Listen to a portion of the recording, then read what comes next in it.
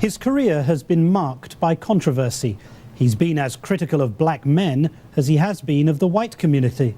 But now Louis Farrakhan, leader of the Nation of Islam, is stepping down as he battles against cancer.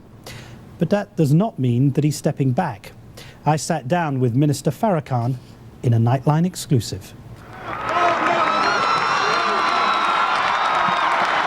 Minister Louis Farrakhan, aged 73, doesn't know how many more sermons he has to preach. My time is up.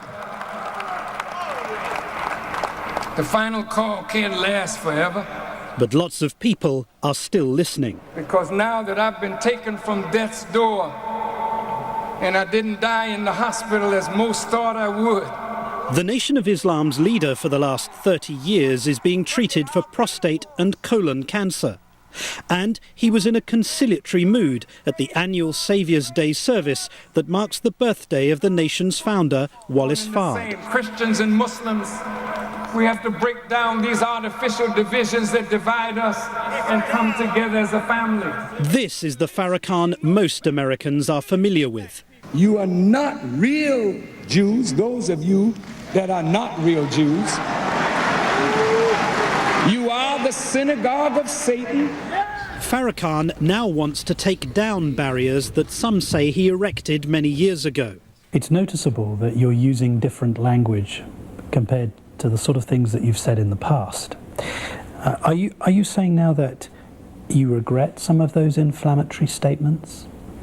I can never, ever regret speaking the truth. But do you regret the way you said some of those things? The way I speak truth, the passion that I have for the truth that I speak can sometimes get in the way of people hearing what I have to say. That's all part of my growth and development. So I'm not today what I was. The son of Caribbean immigrants, he was born Louis Eugene Walcott in 1933. After hearing Fard's successor, Elijah Muhammad, he converted to this variant of Islam at age 22. At the time, he was a calypso musician called the Charmer. He would soon give up harmonizing in order to draw attention to the discord that he says exists between black and white America. If I condemn the evil of white people, don't call me a racist. I didn't do it. You and your people did it. Farrakhan became leader of the Nation of Islam in 1978. Since then, he's inflamed many, accusing whites of being devils created by an evil scientist and describing Judaism as a dirty religion. As we met at his home in Chicago, I asked Minister Farrakhan if he still holds to those beliefs. So today, in 2007, do you regard white people as devils? The Honorable Elijah Muhammad instructed me before he left to change that language. Yes, white people have acted as devils, no question about that. But he told me, don't use that language anymore. I want you to use the language Satan, the slave master's children, and the slave master. Farrakhan is not anti-white. Farrakhan is not anti-Semitic. Farrakhan is not anti-American. Farrakhan is not anti-gay. Farrakhan is pro-black. And believe me, I would be a fool not to be pro the country in which I'm born and nurtured and have grown. What about referring to Hitler as being wickedly great? I stand by that statement today. You think he was wickedly great? Well, what does great mean Substantive, impressive. Wasn't he? You're still talking about him. I have to say I don't think he was impressive for murdering 6 million Jews, no. No, that's not impressive. That's wicked. We are one! We are one! But Farrakhan's career hasn't only involved challenging history and the majority white population. In 1995, he convened the Million Man March in Washington, perhaps the single largest gathering of African Americans ever. And he delivered a rousing admonishment, urging black men to take greater responsibility for their children and their community. We must accept the responsibility that God has put upon us, not only to be good husbands and fathers and builders of our community, but God is now calling upon the despised and the rejected to become the cornerstone and the builders of a new world. And advising them against mixed-race relationships. Do you forbid in black and white dating and marriage? I would love to forbid it.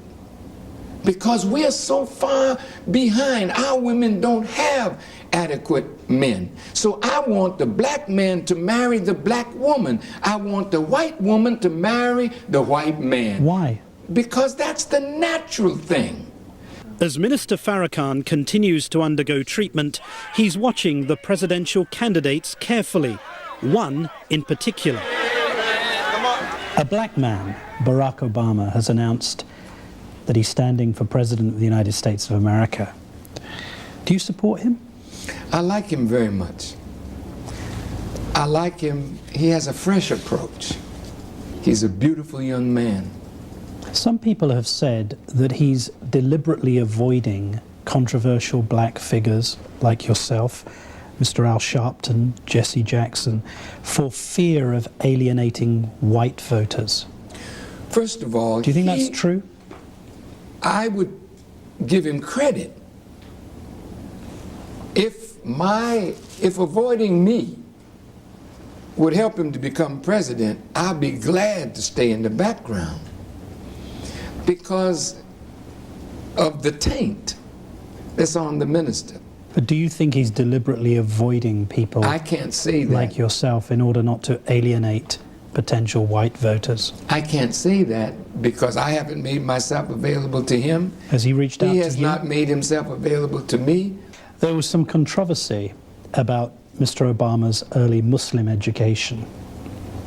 Do you think that may have hurt his chances? No. When a man gets into the presidency who has some appreciation for the culture of Islam as well as the culture of Christianity and is respectful of the Jewish culture, that man has a heck of a chance to heal wounds and to bring people together. What about Mrs. Clinton? Not the young people. Mrs. Clinton is formidable, but Barack is even more. Hillary Clinton was, as husband, Bill Clinton was described as a black president. What does that make her? Really, not much. Although black people looked at Bill Clinton as a black president, he did less for black people than other presidents. We lost the safety net under his administration for welfare mothers. We lost a lot.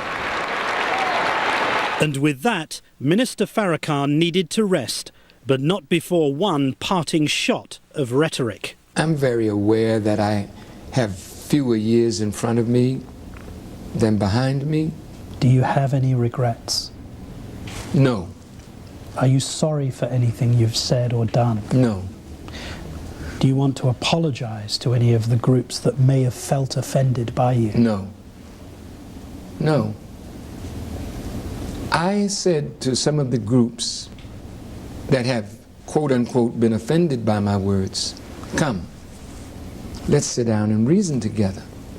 Show me where what I said was wrong. I can correct the manner of my delivery. That I would regret. But the words, if they're true, I would be a hypocrite to back down on the truth that I spoke. No backward steps from Louis Farrakhan. And when we come back, this year's newly minted billionaires face a new challenge: how to spend all that money. It's a sign of the times.